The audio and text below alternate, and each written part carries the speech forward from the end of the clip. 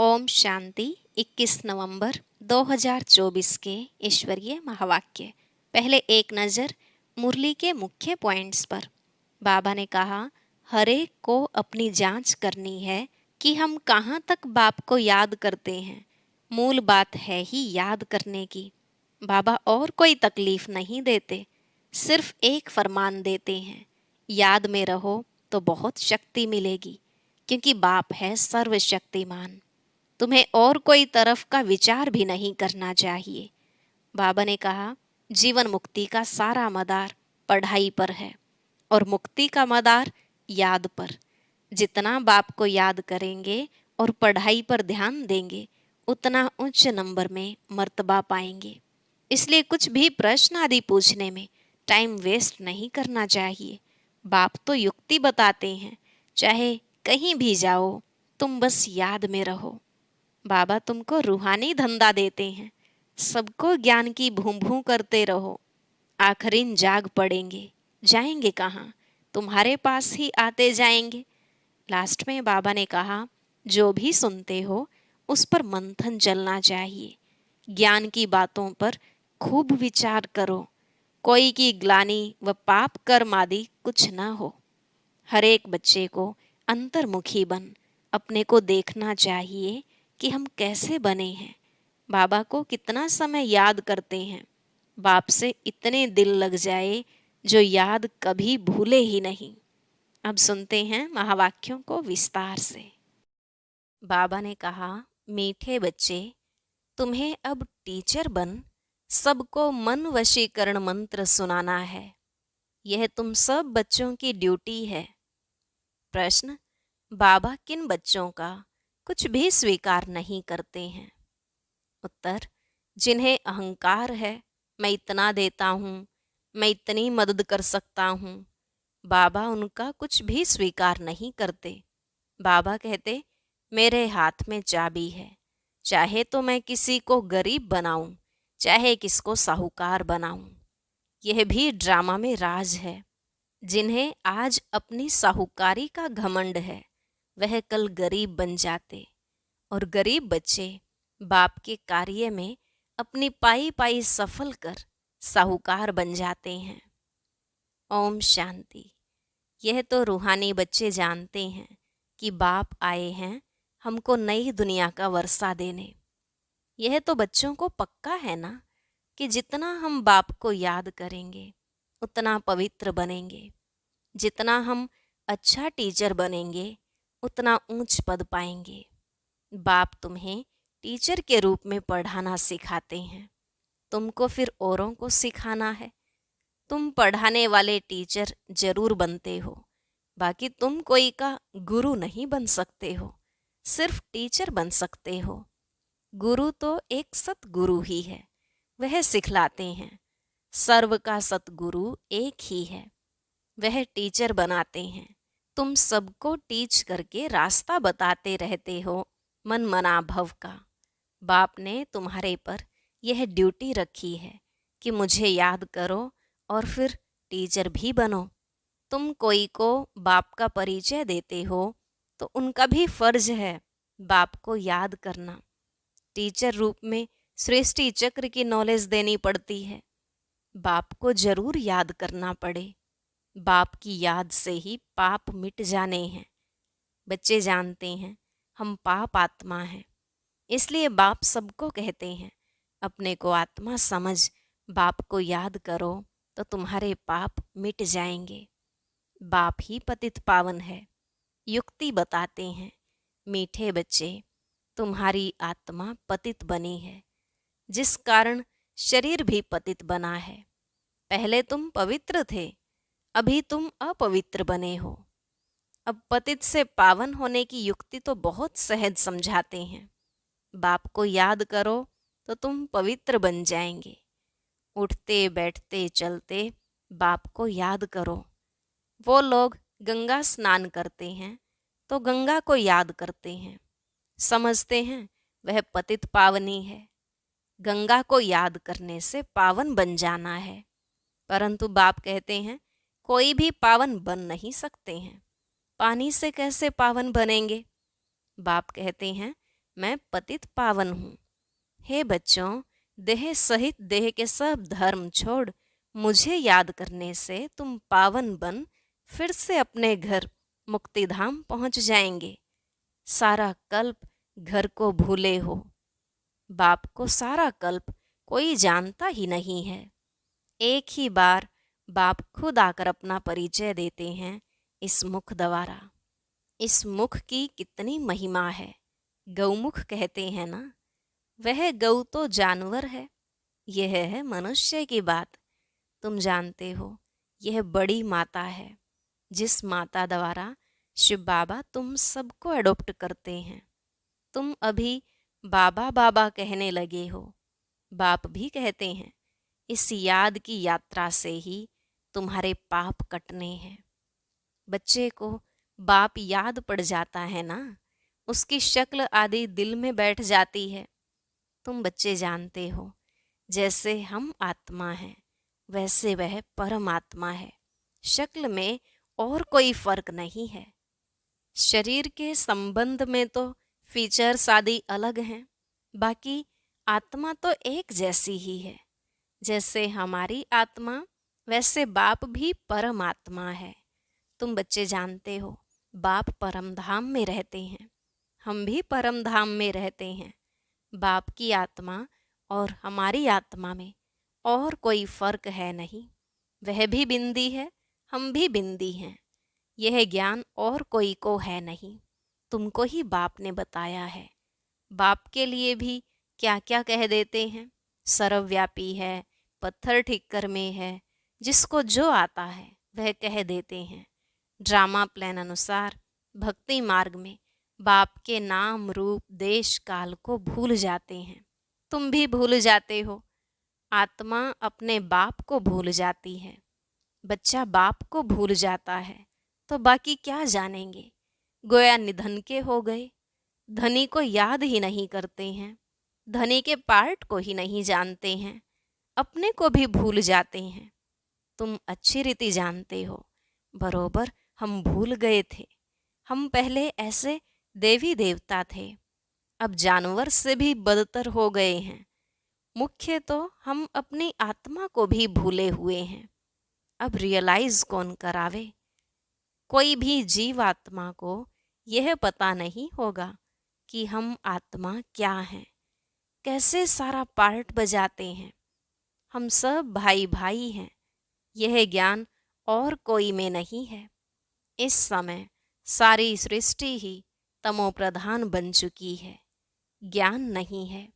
तुम्हारे में अब ज्ञान है, बुद्धि में आया है। हम आत्मा इतना समय अपने बाप की ग्लानि करते आए हैं। ग्लानि करने से बाप से दूर होते जाएंगे। सीढ़ी नीचे उतरते गए हैं ड्रामा प्लान अनुसार। मूल बात हो जाती है बाप को याद करने की। बाप और कोई तकलीफ नहीं देते हैं। बच्चों को सिर्फ बाप को याद करने की तकलीफ है। बाप कभी बच्चों को कोई तकलीफ दे सकते हैं क्या? ला नहीं कहता। बाप कहते हैं मैं कोई भी तकलीफ नहीं देता हूँ। कुछ भी प्रश्न आदि पूछते हैं, कहता हूँ इन बातों में टाइम वेस्ट क्यों करते हो। बाप को याद करो। मैं आया ही हूँ तुमको ले जाने, इसलिए तुम बच्चों को याद की यात्रा से पावन बनना है। बस मैं ही पतित पावन बाप हूँ। बाप युक्ति बताते हैं, कहाँ भी जाओ बाप को याद करना है। 84 के चक्र का राज भी बाप ने समझा दिया है। अब अपनी जांच करनी है, कहाँ तक हम बाप को याद करते हैं। बस और कोई तरफ का विचार नहीं करना है। यह तो मोस्ट इजी है, बाप को याद करना है। बच्चा थोड़ा बड़ा होता है तो ऑटोमेटिकली माँ बाप को याद करने लग पड़ता है। तुम भी समझो हम आत्मा बाप के बच्चे हैं। याद क्यों करना पड़ता है? क्योंकि हमारे ऊपर जो पाप चढ़े हुए हैं वह इस याद से ही खत्म होंगे।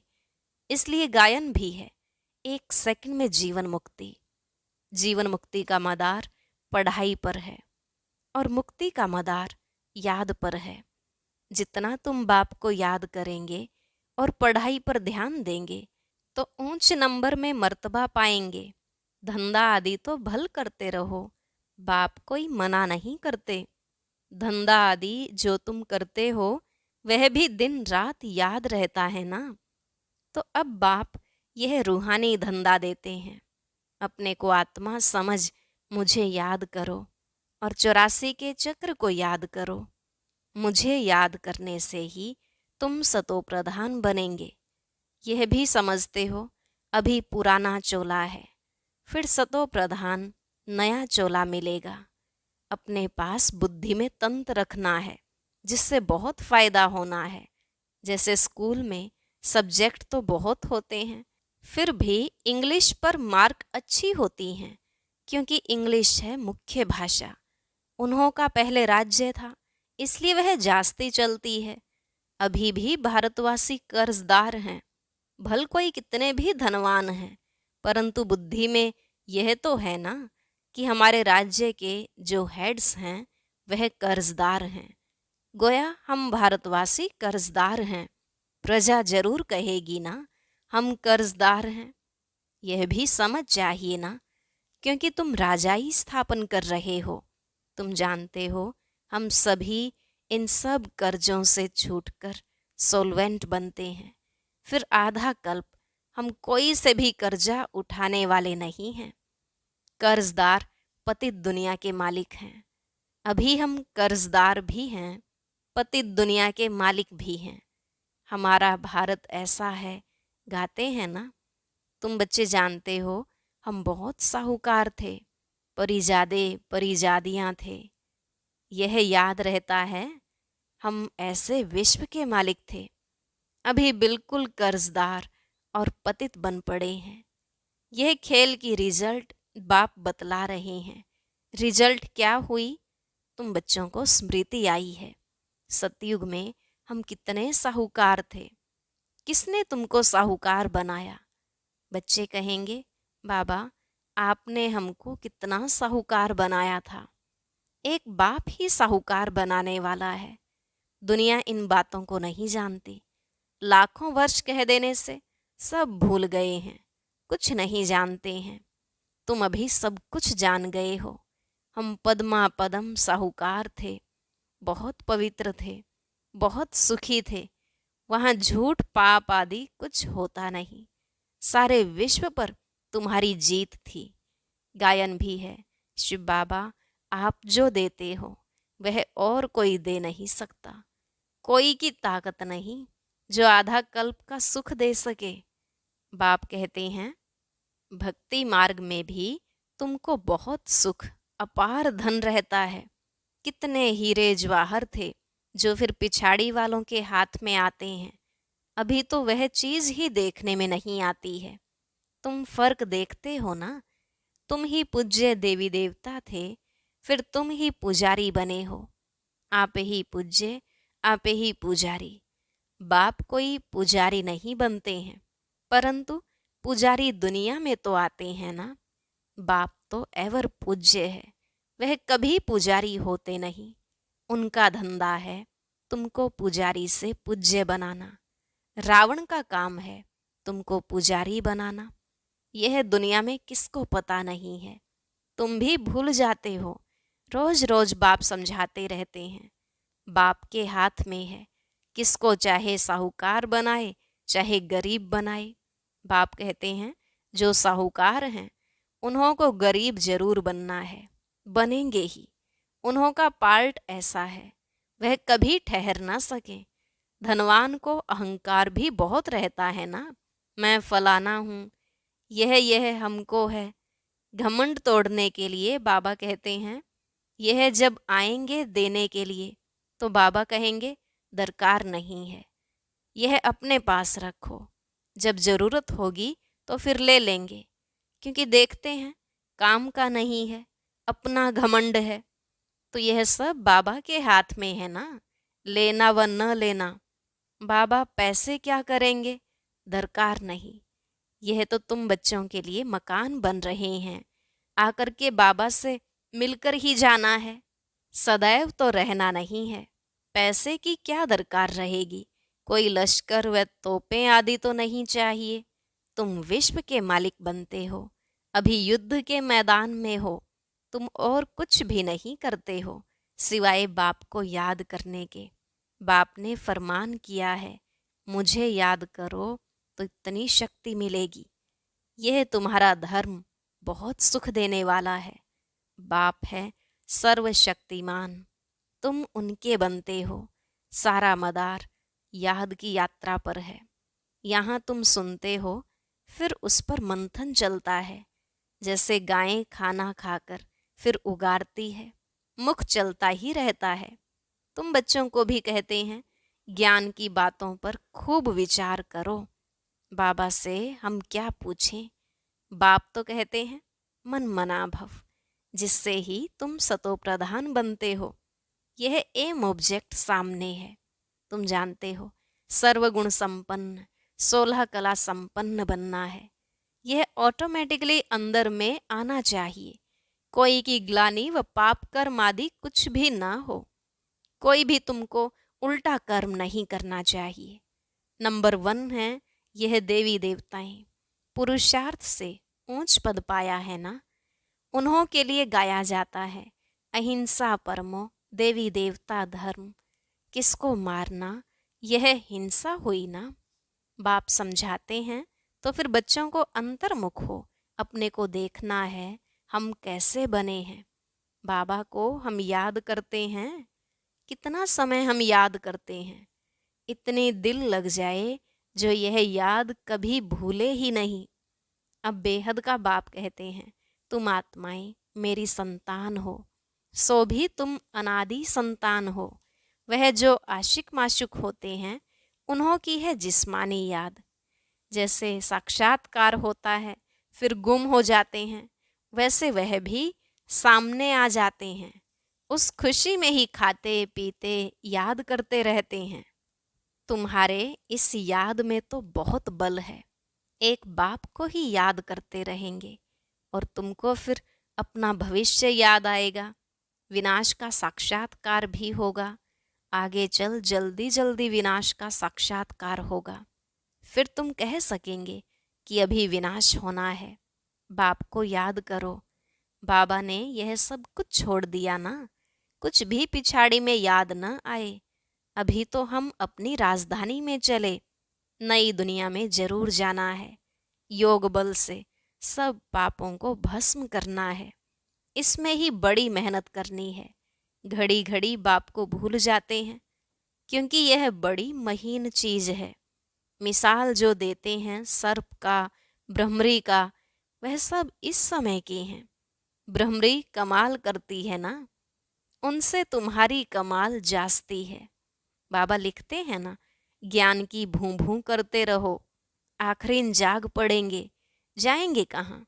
तुम्हारे पास ही आते जाएंगे, ऐड होते जाएंगे, तुम्हारा नामाचार होता जाएगा। अभी तो तुम थोड़े हो ना। अच्छा, मीठे मीठे सिकिलधे बच्चों प्रति माता पिता बाप दादा का याद प्यार और गुड मॉर्निंग। रूहानी बाप की रूहानी बच्चों को नमस्ते। रूहानी बच्चों की रूहानी बाप दादा को नमस्ते नमस्ते, गुड मॉर्निंग। शुक्रिया बाबा, शुक्रिया। धारणा के लिए मुख्य सार। पहला पॉइंट, ज्ञान का खूब विचार सागर मंथन करना है। जो सुना है उसे उगारना है। अंतर्मुख हो देखना है कि बाप से ऐसी दिल लगी हुई है जो वह कभी भूले ही नहीं। दूसरा, कोई भी प्रश्न आदि पूछने में अपना टाइम वेस्ट न कर याद की यात्रा से स्वयं को पावन बनाना है। अंत समय में एक बाप की याद के सिवाय और कोई भी विचार न आए। यह अभ्यास अभी से करना है। आज का वरदान, दृढ़ संकल्प रूपी व्रत द्वारा वृत्तियों का परिवर्तन करने वाले महान आत्मा भव। दृढ़ संकल्प रूपी व्रत द्वारा वृत्तियों का परिवर्तन करने वाले महान आत्मा भव। बाबा ने कहा, महान बनने का मुख्य आधार है पवित्रता। इस पवित्रता के व्रत को प्रतिज्ञा के रूप में धारण करना अर्थात महान आत्मा बनना। कोई भी दृढ़ संकल्प रूपी व्रत वृत्ति को बदल देता है। पवित्रता का व्रत लेना अर्थात अपनी वृत्ति को श्रेष्ठ बनाना। व्रत रखना अर्थात स्थूल रीति से परहेज करना। मन में पक्का संकल्प लेना। तो पावन बनने का व्रत लिया और हम आत्मा भाई भाई हैं, यह ब्रदरहुड की वृत्ति बनाई। इसी वृत्ति से ब्राह्मण महान आत्मा बन गए। स्लोगन: व्यर्थ से बचना है तो मुख पर दृढ़ संकल्प का बटन लगा दो। व्यर्थ से बचना है तो मुख पर दृढ़ संकल्प का बटन लगा दो। अच्छा, ओम शांति। अब सुनते हैं आज की अव्यक्त मुरली। इसके लिए ऊपर दिए गए बॉक्स पर क्लिक करें।